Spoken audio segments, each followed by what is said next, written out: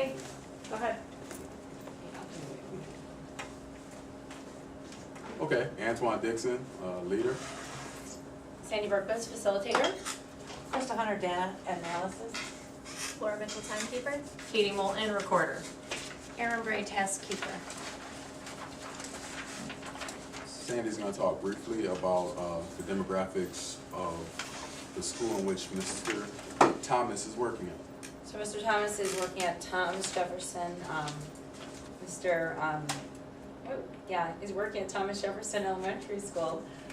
And it's a large district in the American Midwest with a diverse population, but it's different than the rest of the district, it seems like, from the other schools. Although there's not extreme poverty, it's very much a middle and working class population. And the free and reduced lunch rate there is 35%, which is lower than the district average. There's 65% white students, 20% African American, 8% Hispanic or Latino, 7% of the children come from immigrant families, and 11% are English language learners. Okay, we want to talk to you briefly about the big problem or issue that's going on in this building. Ms. Mitchell. One of the major issues is that the Board of Education is mandating all of these new stipulations having to do with the new Common Core that will be implemented in the following year to kind of get ready, because they want to have the district on a more equitable playing field in terms of testing. So that is one of the big issues that is plaguing Mr. Thomas at this point. Ms. Ray, any other? Mr. Thomas has a curriculum in place already that the parents and teachers are happy with and feel that his test results are successful, and the teachers have done their research and make sure that this curriculum is embedded with educational research for the good of the curriculum. All right, and you're gonna type it up for us, right, Yep. as we're talking? Okay, so, Krista, what do you think about Mr. Thomas? I think he feels that he wants to side with the staff too, and that he believes that his curriculum that they have developed is decent and that it is aligned. But he also feels that they're not meeting the needs of all of his students, and that he feels that there's an achievement gap that could definitely be closed if we make just a couple of adjustments. right. Sounds pretty good. Let's take a look at some of the stakeholders in this situation right now. Based on how we look at it. So, I mean, obviously, as Ms. Mitchell said, the Board of Education takes the first step. They want to, make major changes across the entire curriculum for the entire district. Anybody want to speak about the teachers? Yeah, the teachers, like I just said, want the curriculum to stay the same because they're seeing success in the testing results. The parents are happy, the students are happy, so they'd like to continue with it. And the parents want things to stay the same for the most part too, because they feel like their children are achieving at higher rates than some of the other schools, and they don't feel, it seems like they said they didn't feel that the change was warranted for their school, wanted to be exempt from it.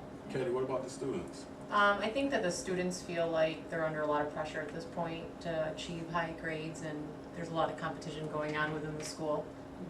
And as I stated earlier, the principal, he's kind of torn. He wants to support his staff because he's developed the tight culture that I think that he has with his staff and his parents, but also he feels that there needs to be changes plus the mandates from the Board of Education. And he was told that there really isn't going to be any wiggle room. It's going to be all in kind of thing. Yeah. Right. It kind of speaks to the political frame of things too, that there's certain things out of his control that are coming like top down, that are mandated, that even though he might be torn, like we can maybe do it differently, he is being told what to do. Right. On top of the fact of, the Common Core standards, other things coming on as well. Right. It's just another mandate coming. I think he was ready to make the change, and the staff was ready to make some adjustments and shifts to the Common Core and to align it. And this is just something I think that too is just another one of those top-down things that should probably be eased into, but at this point isn't going to be allowed to do so. Right, and they're putting an emphasis on testing. They So don't want to teach it's to test. teaching to a test, and that's where parents and teachers are really putting the pushback because they don't want it to be drill and kill. They want them actually to be deep thinking. Right. and learning what they should be learning with the curriculum. In essence, that's what the Common Core state standards are supposed to be Right. making our students do, is think deeper and become problem solvers instead of fact verification, so, yeah. And I definitely see how Mr. Thomas is on the fence of what he should do, because he's spent 5 years building such a strong community within his school and a nice culture for learning. Yeah, but he also wants to see the achievements go up of all of his students, Right. not just the certain Yeah. students that continually perform well, he wants them all to perform well. So it's good that he sees that, because some principals wouldn't, even, they would just see we're doing well and everybody thinks we're doing well, Mhm. so, hey, let's just keep doing, but he actually is taking a look at that. So Right. Well, if it's not enough for him, that's great, that's great. And he has a staff, like what I was reading from the beginning, that didn't feel very stressed about the Common Core learning standards coming down. Mhm. They really felt like they were on track with that, and that what they had done, even though they didn't mean for it to be aligned, they felt like it was, because they had made it a rigorous curriculum, set it up that way. And so now it seems like it's causing all this stress because they're asking to revamp what they were doing. And so that's gonna change the climate in the building. And like you said, he's been there for 5 years, he worked so hard to create this.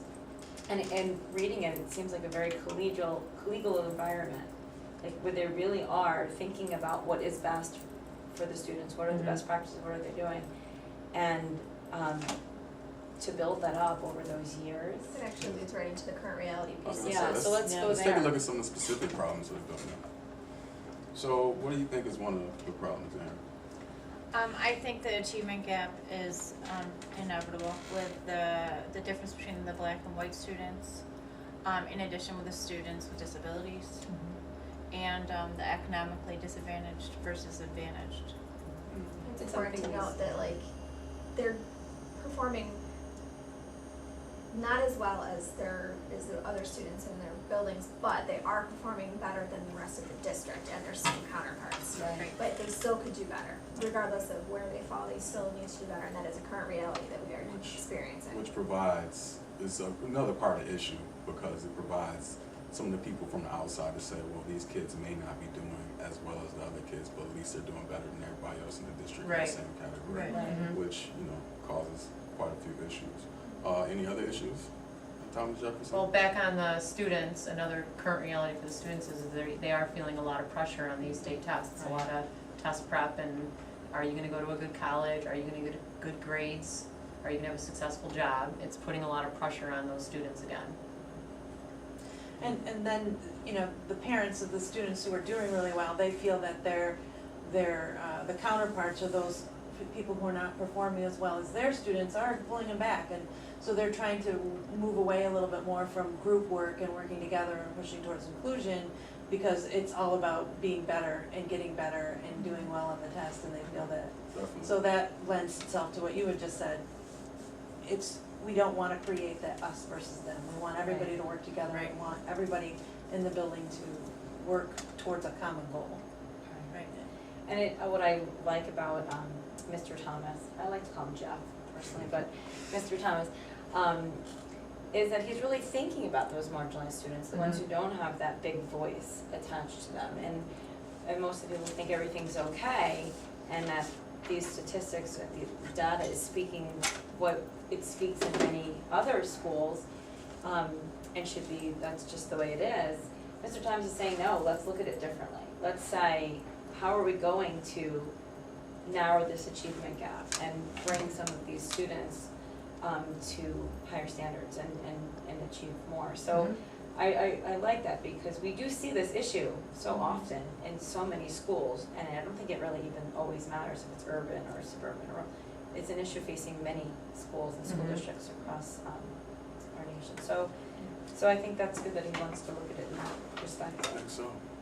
Mr. Thomas has come to us with some of our support, some of our help on his situation. So I'm thinking we probably should take a look at some of the obstacles that he does have ahead of him right now, and see, what we can do, or what we think may be best served to assist him with coming to a solution. I know he's sort of in the middle of how he wants to work it out. So let's divvy out, think of some of the obstacles that he does have in front of him As he right tries now. to Yeah. solve it, Can I right? take a step back just 1 second and really look at the data, and what pieces are we looking at? Where are we, what are the numbers telling us? 'Cause it's all Right. about data these days. So from looking at the data, our general education population, we have 72% of the students passing the math and 76% passing ELA.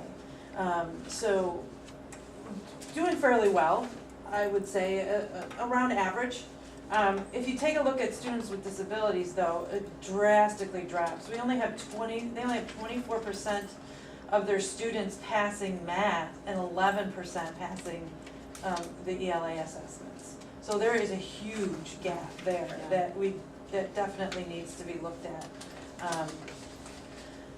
And the same, it's not as drastic if we look at the African American population, that we have 39% of the students passing on math and 30% passing on the ELA. He had mentioned a lack of proficiency with the ELLs.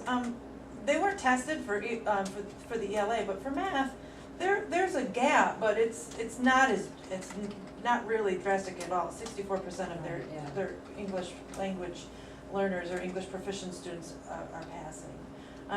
And then something that I don't really, they mentioned the economically disadvantaged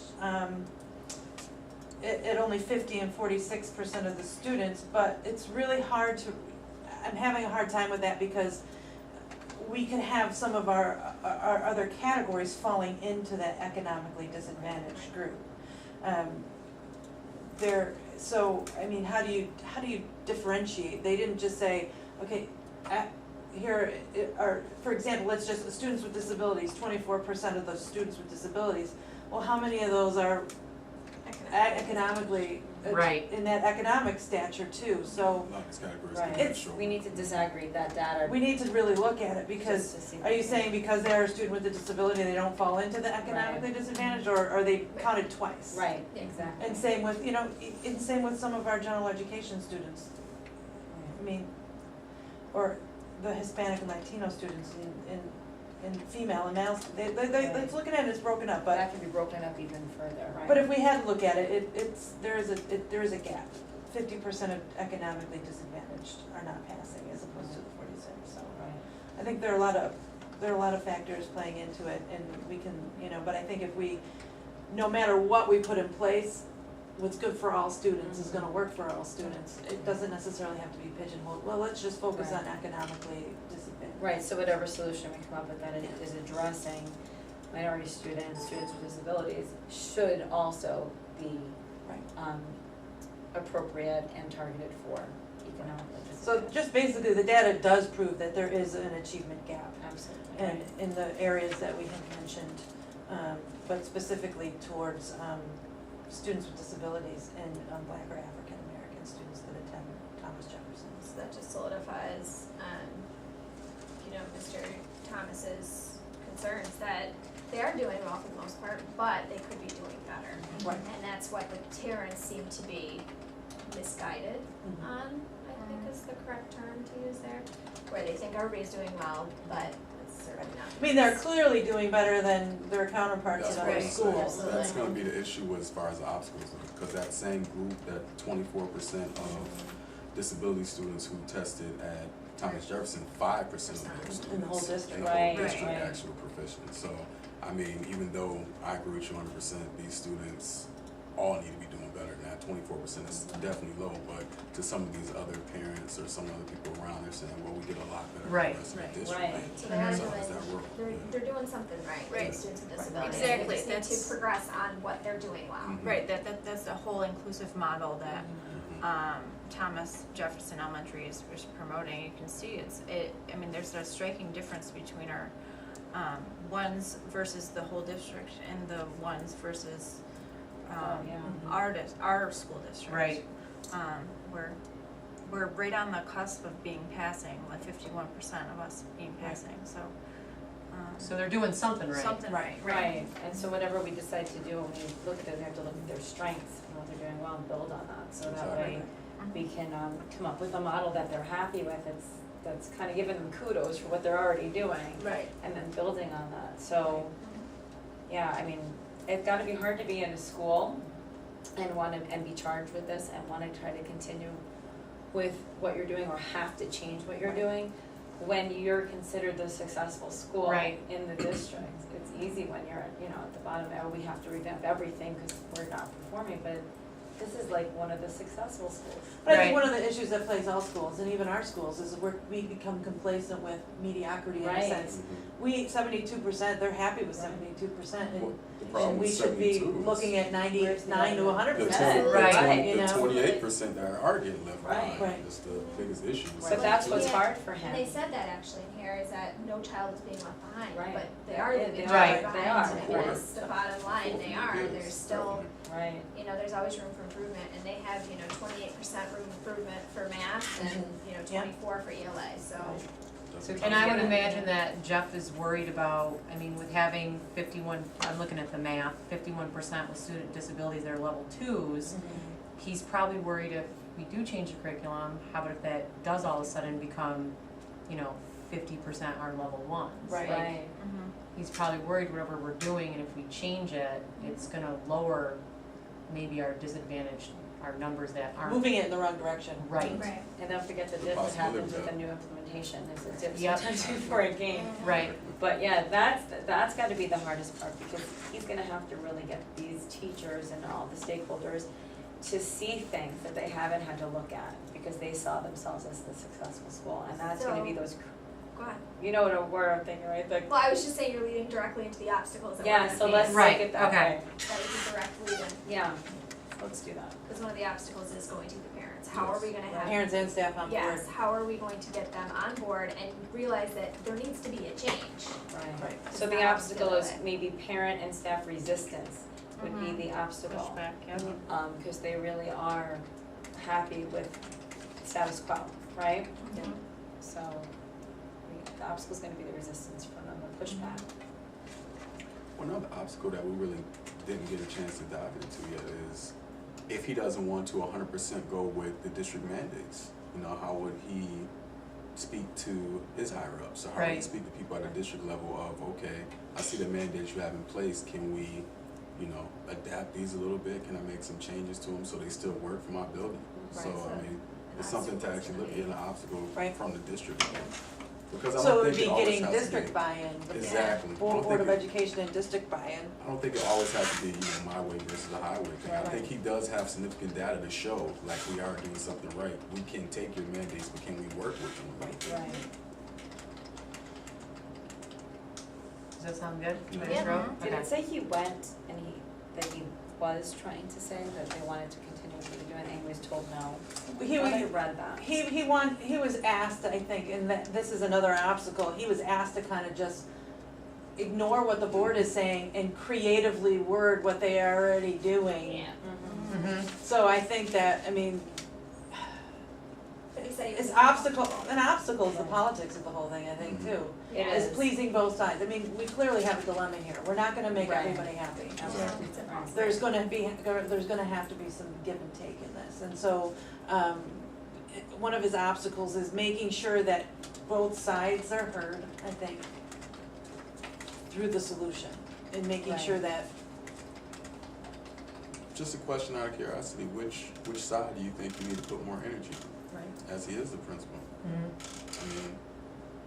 I think you really need to take a look at what's good for students here. Yeah. It is the bottom line. That's the bottom line, and I think when you're taking a look at some of the mandates, I think they are, let's all be honest here, it's not our Board of Education. Right. When we read them, we weren't really, The- Sure The that they were- provisions are pretty, Right. yeah, Definitely Yeah, not. there's, are pretty tough. it lacks, any data right. that this is even useful. And the district feels that they're right because they're saying that if the state's test aligns to the standards, then what is wrong with doing test prep? So wouldn't an obstacle be, is the district, the board's mandates good for kids? Yeah.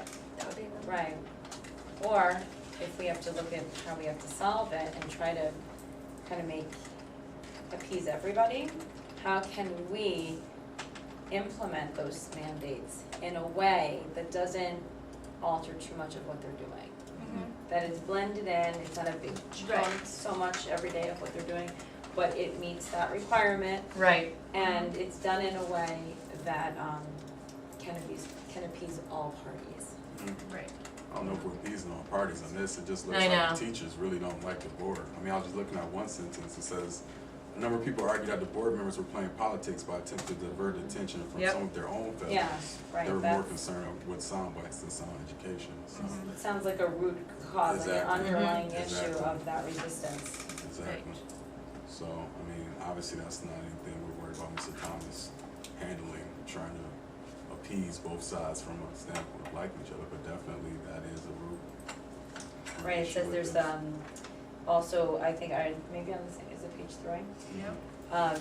That it says right there that the central office, the superintendent, the Board of Education have a history of conflict and turnover. So if there's turnover Mhm. within there, then maybe there hasn't been consistency.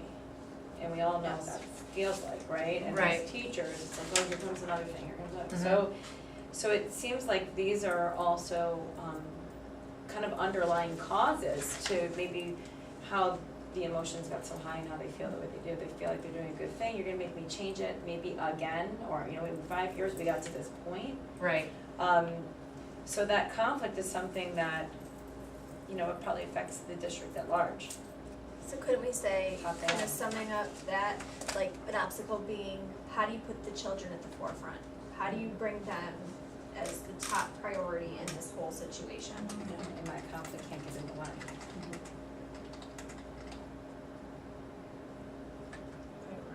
Right, so the ops is gonna be to get from the top down, the priority to be the students.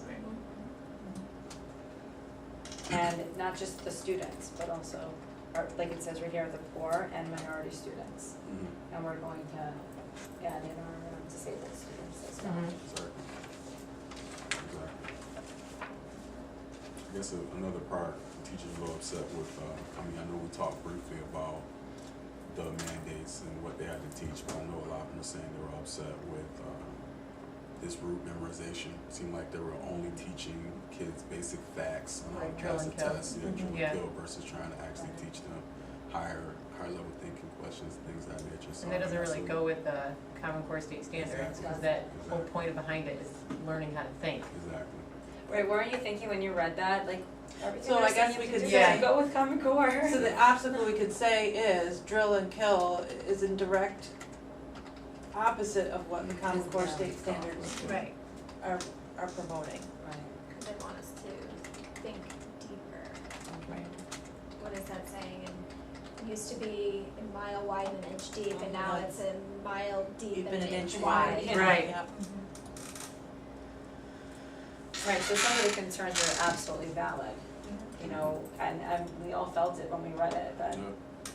they're asking them to do what? You know, like it's, I think that's the stuff that they keep telling us not to do, right? So there's gotta be a way to implement it where it doesn't feel like that, it doesn't have to feel bad. But any other obstacles I don't know, I that we think, think we're missing? I was reading through them and I think we kinda,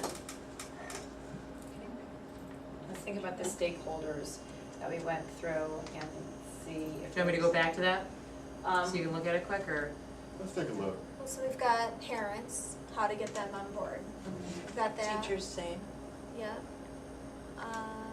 The students, we talked about putting them first, Yeah. making them our top priority. What about the obstacle of the pressure to be successful? I mean, that's just an obstacle all in itself. Right. Right. For obstacles, Let's think Yeah, about what so was can it we add again? that, that the students feel the competition and that they're stressing themselves out over being the top of their class. I mean, we all know it's good to want to be the best, but these kids are being pushed into a different. There's a fine line, and they're crossing it if that's.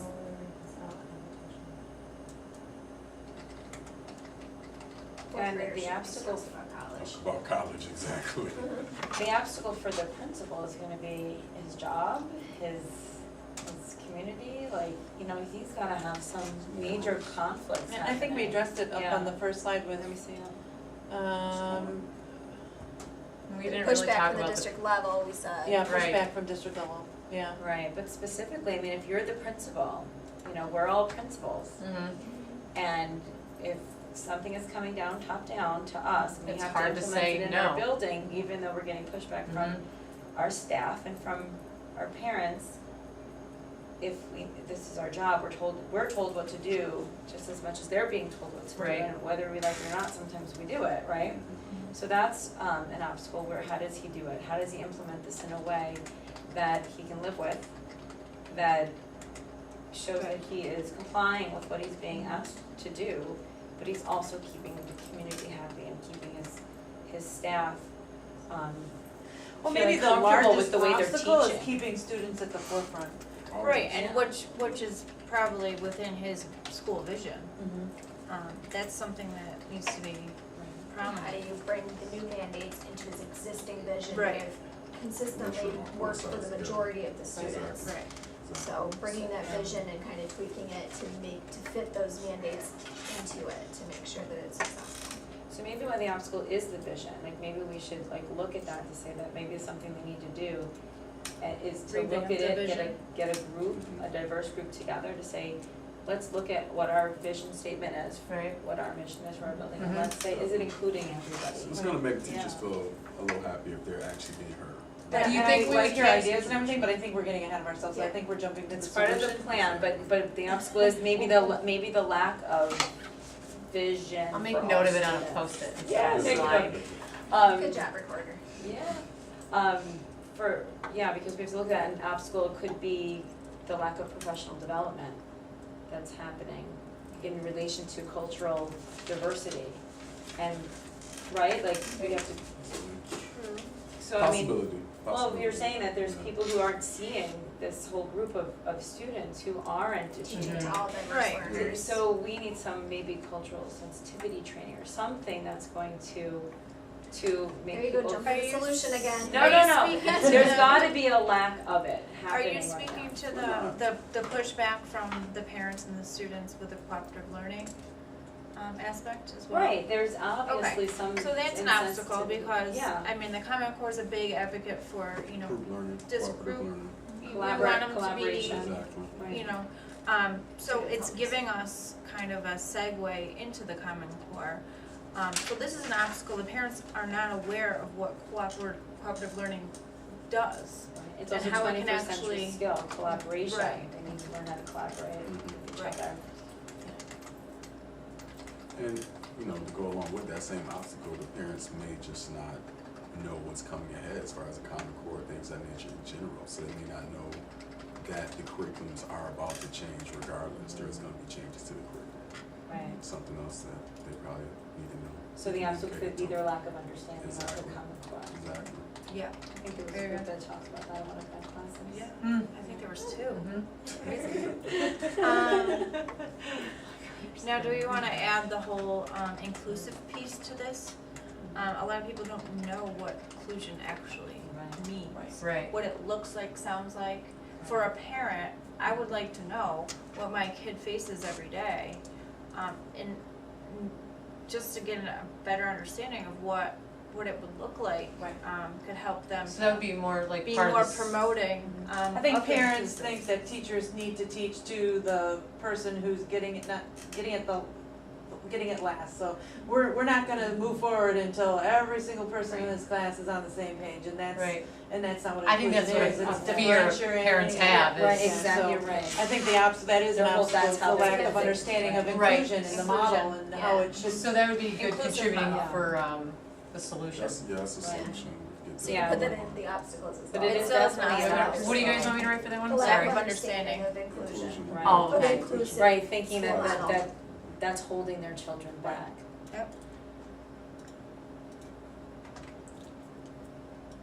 Students learn best when they're teaching others.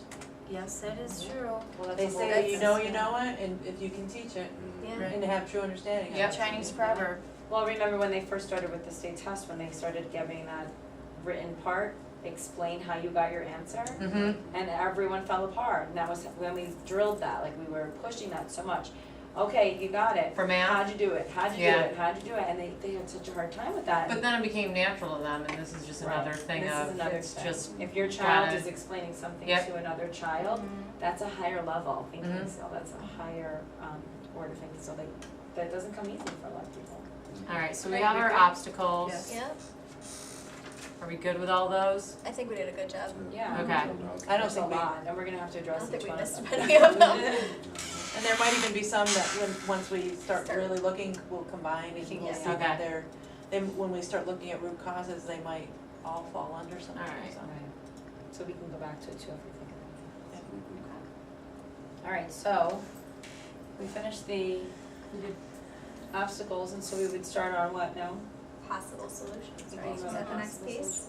So what are some things, and then we should kind of narrow down to what we can kind of. Well, you know, before we probably get to that, probably think of some of the things that work well in our buildings. So like you, Chris, what are some of the things you do well for inclusion in your building? One of the things that we work on is to try and make sure that we're following the same model in each classroom. There are some schools who do it well and some schools who don't, and some people think that it's just when one teacher is teaching, the other person's sitting next to somebody with their finger next to Right. the page, and that's not what it It's not is. cooperative learning. So I think that one of the things that we've done well is really kind of develop what inclusion really is. Differentiation for all students, that it's not a one-size-fits-all kind of model, that you are modifying almost every aspect of what you're doing. So I think that's one thing that we need to take a look at and see,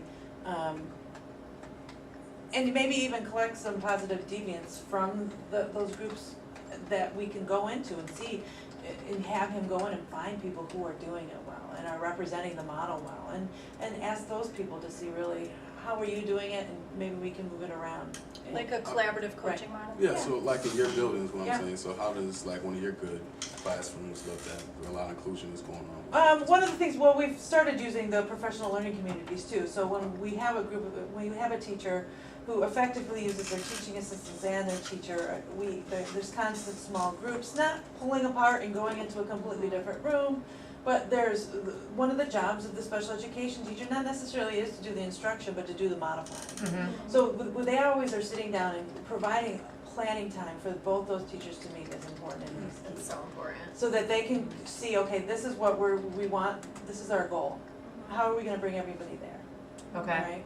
And at what level do we need to bring everybody there? So just seeing that and having time, providing time for people to go in and look and observe and see what good instruction looks like at that level. So, I found in my building that we, even if they don't have an IEP, sometimes Right. we take them along with us Right. because they're lacking that basic skill. right. So it can catch them up to speed, which totally can help achieve. And I achievements. think just because a student's learning disabled in reading doesn't need to mean that, and some people think, oh, the special ed kids need to come this way. Even if they're learning disabled in reading and they're great in math, they still pull them out for math. Right. And like you said, making sure that we're including all students, just Right. because your student has an ELL, you Right. know, Right. that doesn't mean that some of the same strategies that you would use with somebody who Yeah. has a learning disability. would work. Differentiation is You know what's worked actually well in my building? We do a lot of collaborative coaching, and the reason it works well is because when the kids see the teachers working well together, Right. the teachers being on the same board, trying to work diligently together, then they actually do the same thing. So, like you said, just learning and teaching from good teachers, Right. other teachers should copy. I found another obstacle, Yes, that. budget, money. Oh, yeah, you Oh, did speak yeah. of that with the Yeah. special ed students, Because you're we're talking absolutely about the correct. special ed and it says they're cutting programs, That's exactly what I was gonna bring up they're not spending a lot too. of money on things, they are They're discouraging teachers discouraging from them from referring even to referring people because students. they don't wanna spend more money, so Yeah. I'm wondering, when we talk about all this, inclusion doesn't seem to be like where we saw the complaints and the things that was from parents, Mhm. right, when we were reading it. But I wonder if it's because how it's being done. I mean, they didn't Right. really say how it's being Right. done, and we can talk about how we can do it in a way that's effective. Right. But we might, Need to see how it's already Jeff, currently can I being call him done. Jeff, Yeah. please, I just Sure. really wanted to, because I can't remember, Thomas and Thomas Elementary. Oh, me and him are always on I a know, first we're name tight. basis anyway, so. But I really think that he needs to look at his school and how inclusion is being implemented Right. in his school. And is that maybe the underlying cause of why the parents aren't happy with what's going on? Mhm. Are there too many kids being placed in one classroom with not enough support? Are, you know what I mean? Well, The they're not- ratios. the ratios, what Right. kind of Yes. programs are being used? Because here they're cutting corners and they're cutting money for using research-based programs and doing things. They wanna save money, so maybe what's happening is that it's being done in a way that is trickling down into all students having maybe a less than effective. Right. basically But I wondering think how much and I money is think being this, you advocated brought up a very good towards point, that we special ed. never really addressed any sort of the root causes of some of these problems. And that might be something that we need to go back to is, so Sure. that might be something that for inclusion, root cause is that maybe the resources in the building aren't being used effectively. Right. And he's definitely gonna need to take a look at ways to use resources with these budget Right, mandates. human resources, actual tangible resources, and ways to get some of these, I mean, it says, right, it's it's costly, it says, right? It's become quite a concern. They wanna contain the cost, discouraging teachers, to refer, I mean, so it shows that they're not making it a priority. Right. But these students aren't a priority when it comes to how they're spending their money, right? Doesn't, Which brings into, I guess, another obstacle is if the district is bringing in all these mandates, are they bringing in the budgeting for Supports. professional Help them development Right. to Right. implement all these mandates? So that'll be another thing we have to find out from him, or he at least needs to find out from his superintendent and board of education. So if I'm bringing in all these mandates, I have to be able to teach my teachers how to teach a new way. I have to be able to support my teachers on resources and supplies. So, I mean, that is definitely another one. so it goes back Take to a look into. professional development, Exactly. might not be there.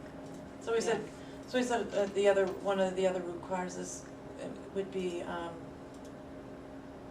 the current model and how students with disabilities are being served.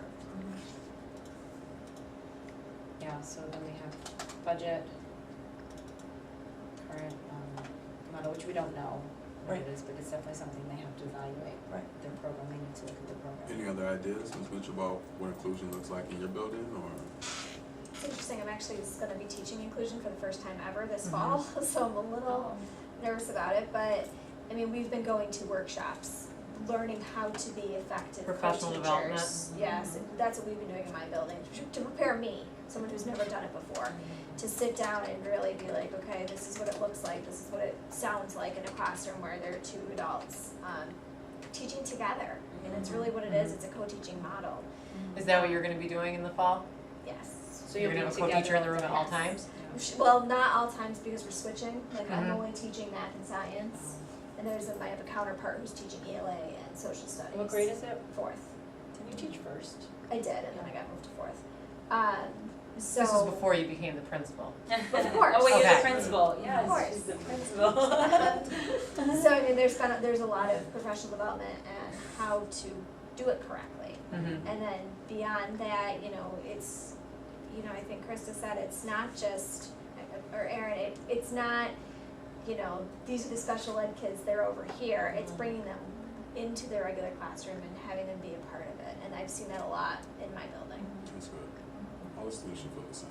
Right, right, and you have to look at who's doing the inclusion model. Sometimes if you might, it'd be like, could be under the radar where like your most experienced teachers, if they don't want that, if there's choices in it, then you might have your least experienced teachers taking on those classrooms, which might have more challenges.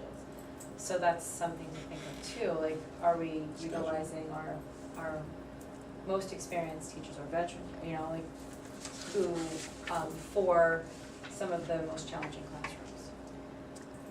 Should we start thinking about what kind of solutions we can Yes. give for the obstacles? Yes. Yeah, I think we should just like throw them all out there. Katie, maybe if you, did it right next to it in a different color for the obstacles, so we, So we can go obstacle by obstacle. Oh, right. So go up to the obstacles and then put in a different color of what our solution would be. It'll look right next to it, like Possible underneath. solution? Can I do it right underneath like this and I'll Sure. just do it in red? Yeah, Okay, cool. then maybe that, so we'll stay on track. Yeah, and then we can see it easily. Okay. Just go to the bottom. Just go to the Bottom. bottom. Standard Yeah. colors on the bottom. Okay, getting parents and staff on board. Well, something we've learned about very, very much in this program is that you have to have people vested. And in order to have people vested, you have to have these conversations. What is the reason why you have these issues? So, I mean, that it needs to start there, is these conversations of Katie, if you go to the bottom, look at the standard colors on the bottom, they're all red. They're all right there, you could just pick the red one, yeah. I just Okay. wanted to make That's sure fine. we It could looks see good. it. The color I picked before looked black. Yeah, it did, Okay. it looks good, That's Okay. Just Yeah. trying to be a good recorder. it looks Okay. good. So communication. Gotta be. Communication is number one. A Yep. lot of different ways to. And getting them to understand why the changes are necessary, whether he agrees with, whether Jeff agrees with them or not, he needs to convince them that they are necessary and this is why. Right. That's where the You data, educate people, but you also need to educate them on why. Yes, Right. yep, and the data speaks for itself at that point, if you. Right. So that speaks for a lot of our obstacles. Possibly. Looking at the one from the For district sure. level, I would, if it be, if it was me with my district, I would just try to explain to them what the parents are saying. Because regardless, Right. districts do care about their parents and what they're saying in regards to a lot of situations. So I would just try to tell, my superintendent or, people at the district level, well, I agree, I understand what you're saying about trying to look for all of the students in the district to be on one accord, but here are some of the issues that are coming to me from the parents in my building. Right. So, I mean, Keeping that open exactly, communication. you always gotta communicate with them as well. Just Yep. let them know, I want to, and I'll just be honest, up front and honest. I wanna make sure I'm doing right by what's going on in the district, I wanna make sure I'm doing the best thing for you, but here's also what's going on with the parents and the teachers and things in my Right. building. And maybe what we can do as a building, we can open it up and use our building too as kind of a hub for other districts or other Right. districts, for other schools to come and say, let's once we identify what's working well, and you can say, we can own the fact that we know that we're not meeting all of the needs of all of our students, we're Right. doing our best, but we're doing something right. we're doing something right, we should share it. We should with share what others. we're doing Yep. right, but Right. really take a look at in what areas we can improve, and we're willing to do that. Yeah. Right. Give a You know, look, so- take a look, exactly. So, could we So go? it's the same thing, communication. Communication with the board on, or with the district on pushback. I kind of want to phrase what Chris has said well, because I think that does make a great point, that if you show the district that you're giving as well, then they probably push back as hard against you. So I would definitely take that example of, here's some of the good things we're doing in our building. We're opening up our building for you to see some of the good things we're doing. In turn, we may need a little bit Automatically, of. Okay. And we need to show the data. to it's them right over as there, well. you just gotta wave your arms over there, sorry, Over here? yeah, Okay. it's that sensor in the corner. Yeah, I mean, we need to show them the data. Right. This is the proof that we are doing something right, so can we build on the correct Yeah, so we're parts of trying our to work on, instruction? these ones that aren't, Right, it's a good strategy definitely. to say, Based on the data? yeah. Yep. Okay. Alright. We have to put the creating a shared vision, like maybe to.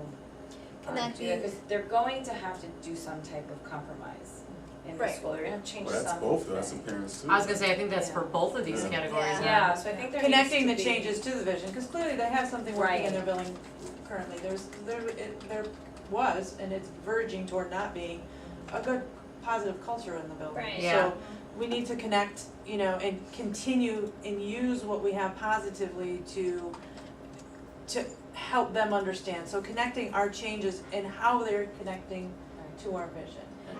And And maybe, I'm sure it has to do with what's best for You students. gotta add right, both that's sides right, to we the don't know table. what their vision is, they didn't give it to us, but Bring it could district, be bring there. parents, bring teachers, let's all, hash this out and talk a little bit about Right. what's Don't going forget on. the students. Forum, Excuse yeah. me, And the I students. apologize, yes, students are major Invest everybody in stakeholders. it. But Yes. Krista, you're right, they could already have a vision that's right on point, that really, it's talking about all students being successful, all students achieving. So it could be a Using our data matter, to show that we're we're not not meeting meeting the vision. Mhm. And there's a Like, lot of we're those not kids that aligned are with our vision, twos, right. that, let's Right. push a little bit harder, and Yeah. those twos can become threes as Right. well, so. So there could be something formed, a committee formed that is going to reevaluate the vision to see that our actions are in line with that vision that we've set for our school. Exactly. So, not that they might have to create a new one, but they really have to evaluate if they're moving.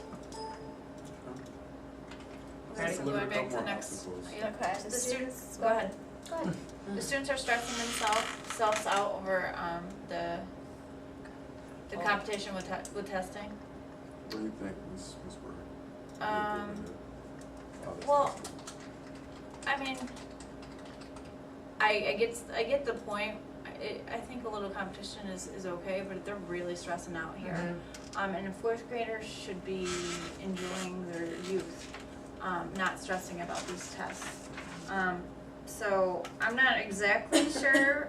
I'm thinking the plan is for us to implement these sample test items into a regular basis, but it didn't say how much. So maybe just a few items could be. Yeah, I mean, I was looking at even, you know, not even saying, we don't have to identify them. This is a question off the near. Mm-hmm. Right. It could be a bell ringer or a ticket out the Right. door. Could be the wake-up word, Making morning sure work, that right. they are address the standards that we're currently Right. teaching, Right. but that we're also exposing them to the types of questions that are gonna Right. be on this. And this But could not be- identifying them as So such. the word integrate instead of implement maybe, Yeah. like Yeah. integrate Integrate. into their already Right. existing teaching. Right, you're not gonna have to start Curriculum. drilling all the time. I mean, like it said, we are going to be moving to the Common Core the next year. So maybe this could be a phase 1 Right, implementation. which would be a Or nice transition for integration. everyone, the teachers, the So- parents, the students. We're leading towards the Common Core, and then maybe we can I'm thinking that would probably be the best idea.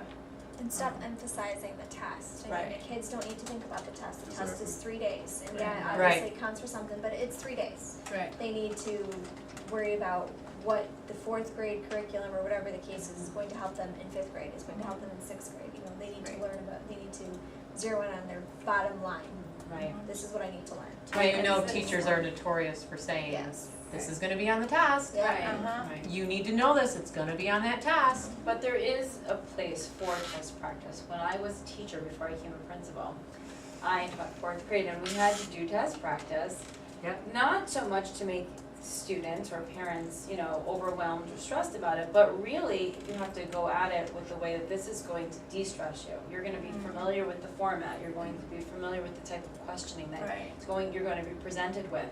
So that way, when you get to the actual test, it's not so scary because you got used to it. So if we approach it in that way, is that we are building this into what we're doing, so that way we can kind of ease it and do it in a way that you can make it fun. You could do different things with it, so they can get that familiarity without being overwhelmed True. and stressed. Another thing I was thinking about is they're stressing themselves out. Maybe there's techniques that teachers can use to help relieve some stress. Movements, There's that brain gym. brain gym, yep, right before a test. So Just some listen to- professional development for teachers on Right. culminating I mean, we activities. can- They're 4th graders. Yeah. You know, let's make this fun.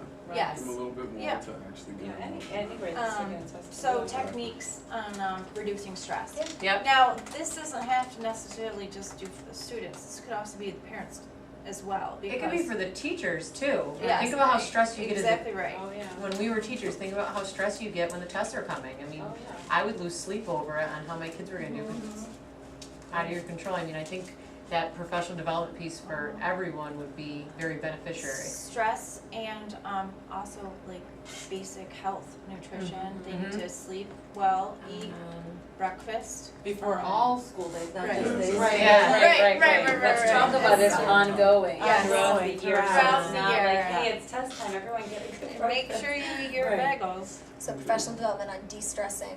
Yeah, there's yoga for kids, Activities. there's all types of things Brain that they gym. could have options for, they don't have to necessarily all do the same You thing. could do a family fun night Yeah. and have, and that way you integrate the parents as I well, was and the thinking teachers about can that come, the for administration the can Common come. Core, so we'll As put well. that ahead. Yeah. I was thinking about a family night for the Common Core. Yeah. Stole my You could idea. integrate it, you could do a Healthy, Common Core stress less night. there you Oh, go. yeah, that's cute. We should write that Common somewhere. Core stress Write less. it down, it's cute. Can use that for real. I like that. It's pretty good. Okay. Yeah, so I think we covered a lot for the Mhm. stress factor, and really not just professional development on what they're doing and how they're gonna implement some of these new mandates, but also the mind stuff, you know, the wellness Never part, forgetting which that I for think is children. important, right, You know, I always and for wanna the make adults sure too. that- Yeah. But Yeah, I mean, that's good.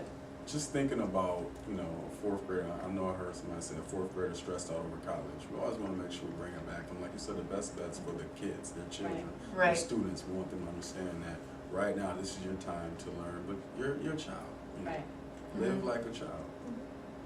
All right. What so- do you think about the next obstacle? So how does the principal implement the provisions in a comfortable way that satisfies both the district and the teachers and parents? I definitely think that first bullet that we have up there on integrating the test prep that's already established into the curriculum is gonna help. Yeah, and I think it's gonna do what they want. They didn't say how it had to be integrated and how, so we integrate it daily through, just a quick bell, some teachers call them bell ringers, some teachers call them dins. Do it now. Some teachers call it tickets out the door based on using their knowledge from what they learned in class. So I think just putting them in that way and exposing them to that way. And as far as integrating, the test prep established, they want that whole month before being test prep. Yep, Right, well, there you go. Should be ongoing. It should be ongoing, and I Yeah. think the strategies that we make sure that we include the strategies in everything we teach. When we're Right. reading nonfiction texts, we talk about our strategies for reading nonfiction texts. You don't just face multiple choice questions Right. or short answer questions just on the test. Right. So go over the strategies throughout your whole entire year. But then, the month before, since it's mandated, I think this is a way that maybe we can incorporate maybe some fun and tie it into our Well, and curriculum. by then There's the no kids reason. won't even know the difference. Right. They'll just, it's a part of their daily thing, Right. and it Yeah. won't be as such of an extra stressor Right, because they've already had it throughout the school year. Yeah, when I was a math teacher, you reviewed all the time. Right. You know what I mean? Right. So Yeah. it's, See, that's it's all you very do. easy to implement that as, okay, well, we're reviewing, but like she said, you don't even have to know, you don't necessarily have to call it review, but you're just going back over Right. previous lessons that you've heard. we're doing a So- review month, guys. Yeah. Right. Everybody has to review what they're Right. doing. And it's Exactly. towards the end of the school year, which Yeah. makes sense, and it doesn't say how many. No, I it mean, when you doesn't. read it, it doesn't say you have to do 5 practice tests, so they maybe have some flexibility within their own classroom to decide how many is Yeah. enough and at what time allows. In the first one, it says that, insisting the curriculum has to be aligned with the state test, we said that was one of the things that they weren't happy about. But if what they're doing already, their current curriculum, that aligned they with the s- felt right. was really close to aligned, and weren't even trying, then it could be a way to say, okay, let's just fine tune it, Sure, let's just sure. look at what we Yeah. were doing, and where are some pockets that need a little bit more of a push Right. to make Because sure in the they're end, the fully state aligned. test is aligned with the standards, and you're Right. supposed to be teaching your students You have that to the do this curriculum should anyway. be aligned with the standards. And this could be our bridge to the Common Core. Exactly. So, whatever revisions we make will be kind of our segue. Right, So it's just making us and the more Common Core is cohesive the group. Common Core, right, you have to do that anyway. And releasing the sample test items and doing that, into their instruction, that could be, That's like already you the said, the ticket out the door, it could be Ticket out the the door. morning work, I mean, Mhm. that's just, I think that's easy to try to. Clearly, So we it can't sounds be worse than sending it is, home maybe. test questions for homework, No. parent, and that shouldn't be homework anyways, Right. because that's not meaningful, it's just busy work. So, Right. we just have to be conscious of what we're choosing and how we're presenting it, or how the teachers are presenting it. Cause I think if the parents don't necessarily all of a sudden, cause we know it happened, the test became so, everybody got the test prep workbooks, and so parents realized that we weren't teaching kids anymore, they were just teaching them to the test, Right. pass the test. Right. So, I mean, as long as we can continue to show them, they'll know we're sticking true to our curriculum, Right. and we're embedding the things that they wanna see, I think Right. we're not gonna have a problem with You that. just raised a good point in what you were saying though, and some of the parents can't teach some of these things to their kids. Some of the Right. parents struggle in trying to help their kids with some of these Right. things, so going back to that same night, giving the parents the opportunity to come in and we teach them a little bit, or show them Right. some of the strategies to help their kids with, some of these things that they're working on in their classrooms, also another good way to do it. Yeah, I saw a This course, was it the was a Common group Core. that presented about that. It was Is it on the Yeah. slide or different Next ones? one. Yeah, and I, you know what, when I first read it, I was like kind of appalled by the whole teaching to the, like, saying that, but when you look at it, if we frame it in a different way, where it does say, if teaching to the test is emphasizing essential content, then if the test, and this becomes kind of a political issue, it could really be, within that political framework, like, the test should be aligned with the standards. Right, So if the state tests are aligned with the standards and we're teaching that the standards, the way they're interpreted by us, and we're teaching them to the best of our ability, then we are teaching to It's a just a test. difference in language. It is, Right. so we can really say that, but what becomes the case are people who argue that the test isn't teaching truly the standards, it's the interpretation of the standards by whoever's making the test. So that becomes kind of the battle there, but I feel like if we're just talking about the standards and we take the test out of it, that yes, the state tests are going to be testing this, the proficiency of the Common Core learning standards. Now take that away. Our job as educators is to teach to the state standards. That's all we can Right, that's control, what and that's we're all we can do. supposed We to don't do. make the tests, we don't do that. Right. And we will do that. We will emphasize essential content to make sure that students can meet those benchmarks and be able to be proficient in those standards.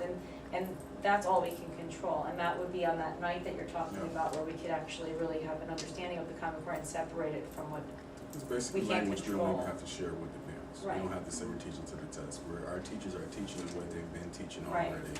It's just going to help our test it scores has to be improve. aligned with Right. the I think Common you bring up Core. another good point with the, on the first obstacle that we talked about, the, parent or the teacher buy-in, how to get the teachers bought in, you need to praise them for what they are Right. doing. Like, how great they Because are. if you sit there and say, well, you gotta do this now, that's, some teachers will take that as a, I didn't do it right. Right. So, we need to please, praise them for Their what hard you work. already did well. Celebrate It's success. already- and we're not Yes. throwing it out, we're gonna use it, we're not taking it off Right. the We're plate. We're just gonna examine it and take Yeah. a look, and clearly, we can show them that we're not meeting the needs of all of our students, and hopefully they can see that. Right. And so that. Data doesn't lie. Right. I mean, Right. showing And them, going back to even what Krista said, we can tell them, we're actually gonna use some of your ideas to help some of the other buildings. There's gonna be other people who are gonna come and actually see some of the good things you are doing, so yes, you've been doing a great job. Right, We just wanna try We to need get to that tweak it. 28%. we need to find what's, just that little bit more and find where our gaps are, and instruction to Right. move the gaps in achievement, so. Ooh, for the parent, like, praise the teachers, you're doing a great job, look at the curriculum we've already come up with, it's so close, let's just tweak it, let's do it. For the parents, some of these are loudest parents, the parents who could really swing it to be us versus them. We can use them maybe in a way, in a positive way. That, yeah, you're supporting your students in a way that's making them very successful, to meet these standards. How can we use you, as a resource to help other parents who are having a hard time Exactly. supporting their students? So that might be something that we can blend in. Parent to parent night. Parent to parent, yes. Use parents as a resource. And then if we change their role from worrying and complaining to helpful, Wow, yeah. could help, right? and parents would love to get up in front of other parents and tell them, this is what I'm doing at home with my child, this is how I live a busy life too, but I can still incorporate different skills when I'm at the grocery Strategies, store, right. right. Right. All of these things are basically talking about communicating. Just wanna make sure it's Yep. always talking about communication between Communication and all the collaboration. stakeholders, yes. There's more obstacles. Shall we keep going? Yeah. There's a lot more obstacles. Yeah, we should get to, we did have a Okay. lot. Well, I There we think go. some They're of the things going that to- we've already they're talked about Right. are overlapping, Right. like Antoine said, we're really focusing So I'm on gonna go like this for communication this and one. collaboration. Yeah, This one? Yeah, yep. Bam. Okay. Making students prepared. How do we show our students that they're the top priority? Now, I know in all of our buildings we do that, so Ms. Mitchell, what do you do in your building to make sure your students know they're the top priority? It's all about them. Everything is about them. How can I help you? How can we reach you? What can we do to help you feel more successful? celebrating their success. That's Yeah, exactly what I was absolutely. gonna type. Make sure we're celebrating all of the successes that we see, and even small ones. We can't just wait for the big Absolutely. giant, oh, we all did really well on the state test. Right. Because then again, we're putting focus only on the state test and not on other, The hundreds on the spelling tests. Yeah. Exactly. The perfect ins. You have to celebrate those. Another thing is just to celebrate growth. right. Some people are so caught up with, oh, he got a 90 on this, but for a kid who got a 45 and then a 65, That's great. that's a great Right. growth Right. measure. Right. And so we're not always looking for 100 here, we're looking for success. And some student success is different from Right. others. Right. And maybe having students become more sensitive to that and not, because that's the competitiveness.